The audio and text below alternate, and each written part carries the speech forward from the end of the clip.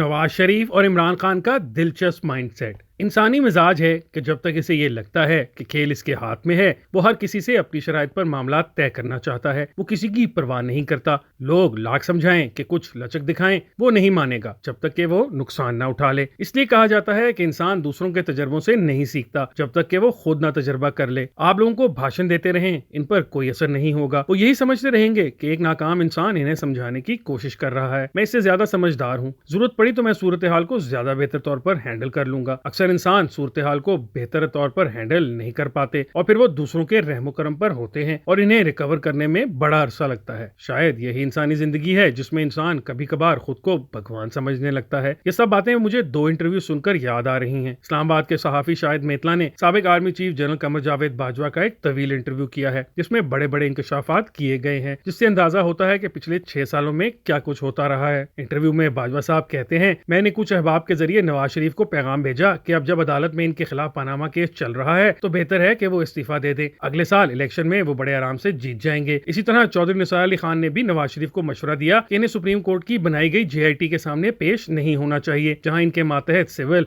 और मिलिट्री अफसरान इनसे पूछगछ करेंगे। दोनों मशवरे बड़े अहम थे। मुमकिन है ताहयात नाअहल होने के बाद नवाज शरीफ को ख्याल आया हो कि बाजवा साहब और चौधरी निसार इन्हें ठीक मशवरे दे रहे थे। अगर पनामा के फौरन बाद Nawaz Sharif high moral ground पर इस्तीफा दे देते कि अगरचे इनका नाम इस फहरिस्त में शामिल नहीं लेकिन इनके बच्चों के नाम आए हैं, लिहाजा वो इसकी जिम्मेदारी लेते हैं, वो मुल्क के सरबराह होने के नाते इस्तीफा देकर दोबारा इलेक्शन में जाते तो शायद 1997 की तरह वो एक दफा फिर 2/3 अक्सरियत लेकर वजीर आजम बनते। फिर ये JIT इंक्वायरियां या सजाएं कहाँ होती। उल्टा वो कौम पर एहसान जताते कि देखा मैंने इक़्तिदार छोड़ दिया था, और कौम खुशी से रोने लग जाती कि खुदा ने कैसा अजीम लीडर अता फरमाया है। इस वक्त तक अभी अदालतों में समाअत शुरू नहीं हुई थी। कोई भी समझदार सियासतदान होता तो वो यही करता, क्योंकि सियासत में टाइमिंग ही अहम होती है।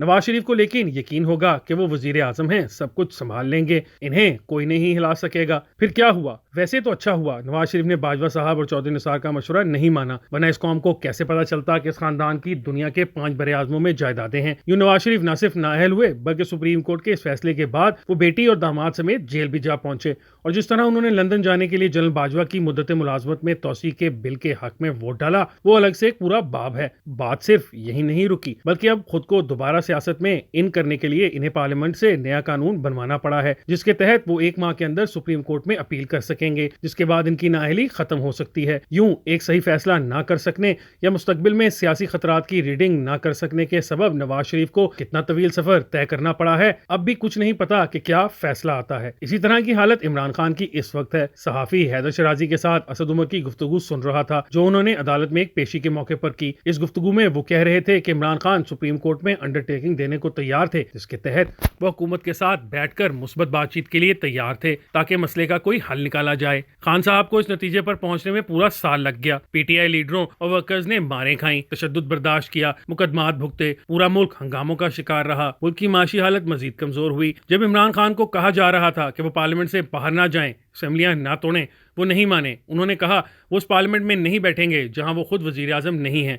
वो चोरों डाकुओं से कोई बात नहीं करेंगे। यूं उन्होंने कुछ सियानों के कहने पर पहले अपनी हुकूमत तोड़ी, फिर असेंबली तोड़ दी। असेंबली बहाल हुई तो वहां से इस्तीफा देकर निकल गए। पंजाब पहुंचे, वहां असेंबली तोड़वाई, फिर खैबर पख्तूनख्वा असेंबली तोड़वाई। अब अचानक ख्याल आया, नहीं यार, कौमी असेंबली का फोरम छोड़कर गलती की थी, लिहाजा सब स्पीकर के पास जा पहुंचे कि जनाब हमें दोबारा असेंबली में बैठने की इजाजत दें। जिस असेंबली को तोड़ा, इस्तीफे देकर बाहर निकल गए, वहीं दोबारा पहुंच गए, लेकिन दाखिले की इजाजत ना मिली। अब नवाज शरीफ और इमरान खान के माइंडसेट को जरा रीड करें तो आपको अंदाजा होगा कि दोनों एक जैसा सोचते और एक जैसा करते हैं। इन दोनों को मशवरे ज़रा देर से समझ आते हैं, बल्कि बरसों लग जाते हैं। शहबाज शरीफ ने कुछ अरसा कबल एक इंटरव्यू में कहा था कि इन्हें बाजवा साहब 2018 के इलेक्शन से पहले वजीर आजम बनाने की पेशकश कर चुके थे, लेकिन नवाज शरीफ नहीं माने। 3 साल बाद इन्हीं नवाज शरीफ साहब ने इन्हीं बाजवा साहब के जरिए शहबाज शरीफ को वजीर आजम बनवाया। अगर 2018 में बनने देते तो ना खुद मुस्तकिल नाअहल होते, ना पूरा खानदान जेल जाता, और ना ही आज लंदन से बैठकर पार्लियामेंट में कवानीन बनवाने पड़ते। इसी तरह इमरान खान को देख लें कि पार्लियामेंट के फोरम को छोड़कर उन्होंने अपने ही पांव पर कुल्हाड़ी मारी।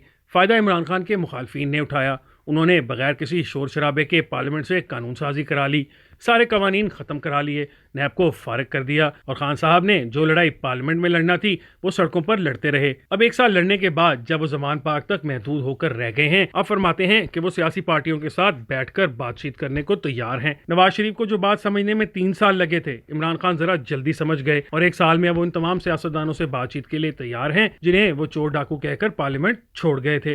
वही बात कि इंसान अपने अपने अच्छे बुरे तजुर्बात से सीखते हैं, चाहे इस दौरान वो खुद को नाअहल करवा बैठें, जेल का मुंह देखाएं या फिर इमरान खान की तरह साल भर खुद पर कातलाना हमले, सैकड़ों मुकदमा दर्ज कराने और अदालतों में हंगामा खेज पेशियां भुगतने के बाद समझें कि नहीं यार, बेहतर था पार्लियामेंट में बैठकर ही इन्हीं चोरों डाकुओं से बातचीत करते। मजे की बात है कि अब वो चोर डाकू इमरान खान के साथ बात करने को तैयार नहीं। हालांकि एक वक्त था कि वो चोर डाकू खान से बातचीत को बेचैन थे। आज खान इन चोरों डाकुओं से मुस्बत बातचीत के लिए सुप्रीम कोर्ट में बयान हल्फी तक देने को तैयार है।